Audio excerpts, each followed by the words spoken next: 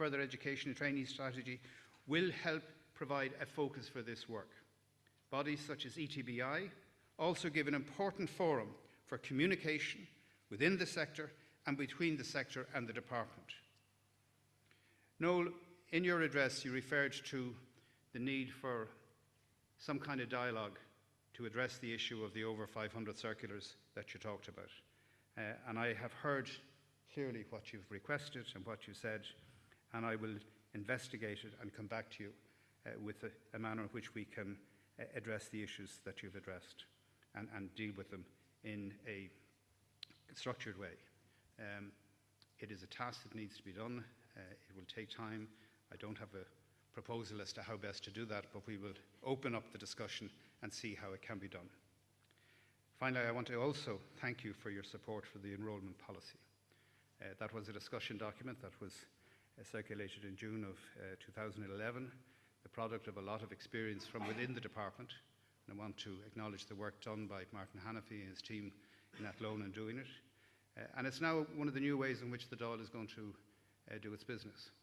The draft legislation, heads of bills, have been circulated for discussion. The chairperson of the committee, Deputy Joanna Tuffy, whose family name is no stranger to these places, will take hearings and submissions from anybody who wants to. So if you're interested or whatever, and then I expect to get a report back from them before the end of this calendar year and proceed to have legislation enacted between Easter and June of next year. So let me conclude. I want to again thank you for the opportunity to address your inaugural conference. I also want to thank you for the work you collectively undertook to ensure the success of the establishment of the Education and Training Boards, and for your ongoing work in transforming the landscape of education and training.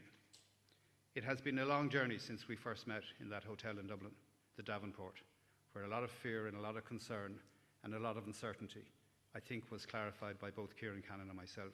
And I want to thank you for having the courage to have made that journey so forcibly yourselves. I believe that the sector has crossed the threshold from vocational education committees to education and training boards. While the new bodies are undoubtedly bigger, with a greater geographic scope, to see them only in these terms would be to miss the point. In creating the 16 new education and training boards and SOLAS, we have, quite frankly, fundamentally changed the game. We are now bringing the delivery of education and training together under one set of bodies.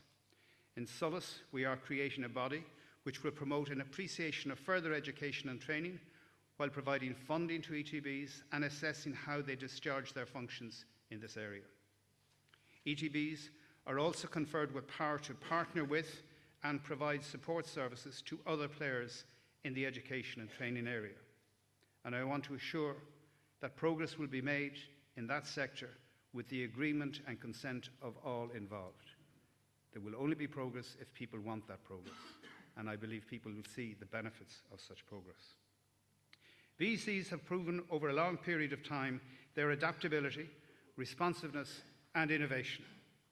And I have no doubt that through these traits, ETBs will demonstrate once again the capacity the sector has to realise its potential. Thank you all very much indeed.